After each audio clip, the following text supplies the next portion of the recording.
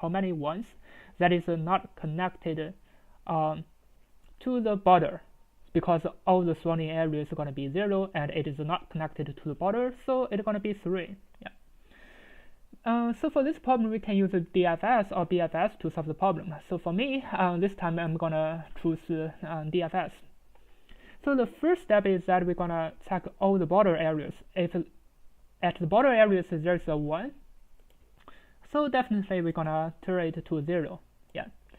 After that, we're going to run another 2 for loops to check if there is a 1. So we're going to count how many of them, and we're going to turn it to 0 after that. So we have a count of 3, and we've already turned it to 0. So after that, we're going to check DFS, but there's no ones, so we're going to return a final result. So this is going to be similar to the number of islands problem. Leetcode 200. Now let's just try to solve it. But before that, let me just copy some previous code. Maybe I want to have the directions basically, because there are 4 directions. Let me just copy some code. So here we have 4 directions, and for the row and column, I'm gonna use R and C. Let me delete these areas. Now let's just start the main coding part. So first of all, we're gonna check the border. So for R in range with capital R, and for C in range with capital C, we want to check if this grid RC equal to 1. So we're gonna run a DFS with this RC. Currently, I will not write DFS yet, but this DFS will just like the checking the connected component. If this is 1, all the connected component to 1 gonna turn to 0. So this is gonna be the first step. So after that, we're gonna run another 2 for loops. So it's gonna be the same. So we're gonna check if so we're gonna check if there's still other grid, the grid R and C equal to 1. Also, we're gonna count it to the result. So result plus equal to self.count. I will prepare the self.count later. But before that, we need to run the DFS. The DFS is gonna be RC. The DFS is for checking the self.count. So before that, the self.count should be set to 0. After that, I'm gonna count it to 3. So for example, there are gonna be 3 ones before it is 0, and then the result would plus equal to 3. Now let me just prepare the result equal to 0. I think I've finished the main part of the problem. Now we just need to run this DFS. So the DFS is gonna be easier, just like other normal DFS problem. First of all, we're gonna turn this grid R and C equal to 0. Now we want to check the 4 directions, and we're gonna prepare the new row and new column. It's gonna be R plus DR with C plus DC. Now we want to check if it is inside the boundary or not.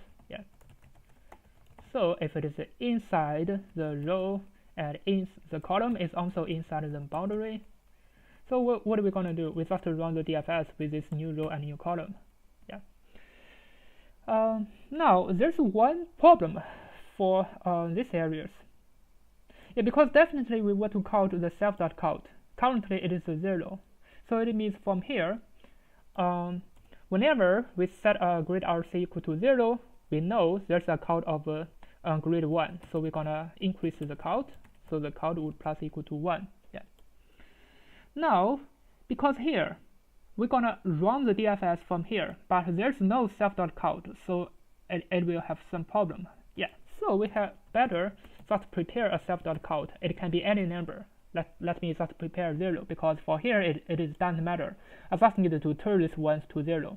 But for this one, I have to check how many count. So I just prepare a count equal to 0, or count equal to 1, it doesn't matter. Now let me run it. Let me check what is wrong.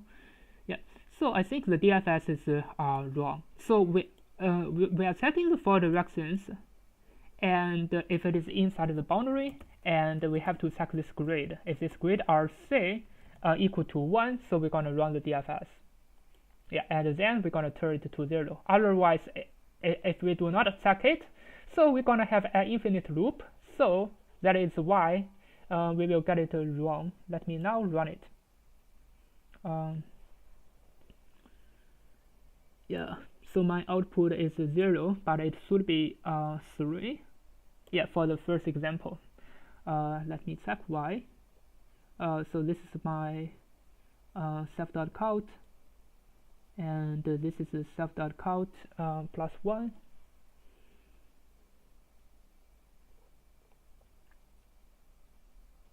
Yeah, so for R and C inside the range, if this grid RC equal to 1, yeah, let me first check the first part. Maybe let me print it here for the grid.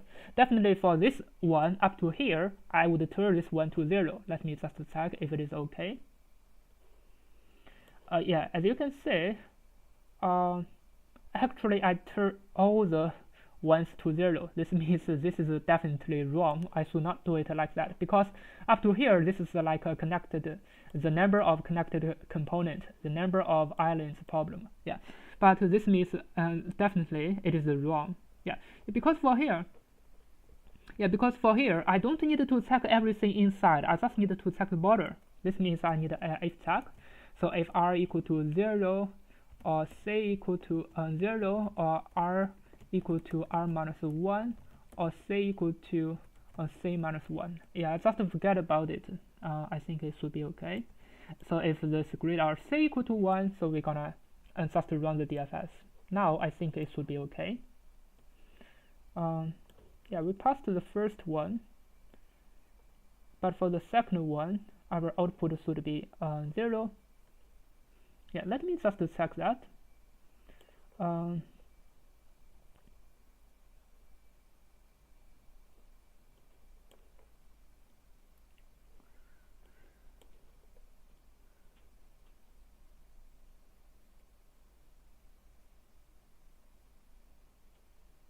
So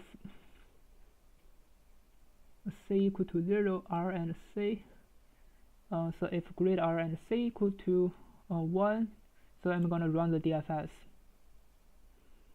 Yeah, so I'm gonna set it to 0. I'm gonna check the 4 directions if it is inside the boundary, and if this, yeah, so this is something wrong. It should be new row and new column, but I still use the old R and C, old row and column. Yeah, because here I updated the row and column. You know, sometimes, yeah, you're gonna make a lot of mistakes, and you have to find where it is. I think now everything should be clear. Yeah, because this is just a DFS. We just use the DFS to check the connected component. And here is the first step for this one. We just check the border. If the border is a 1, we're going to connect it and turn it to 0. And this is just for checking inside. If this is inside, we're going to count how many of them. For example, here it's going to be 3. Yeah, now let me just submit it to prove it works. Yeah, as you can see, it works and it's pretty fast. And the time complexity is, let's just have a check.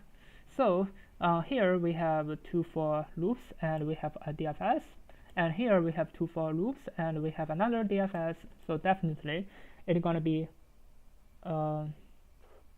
yeah, it is not m squared n squared. The time complexity is m times n. Yeah, because even though there are 2 for loops, actually,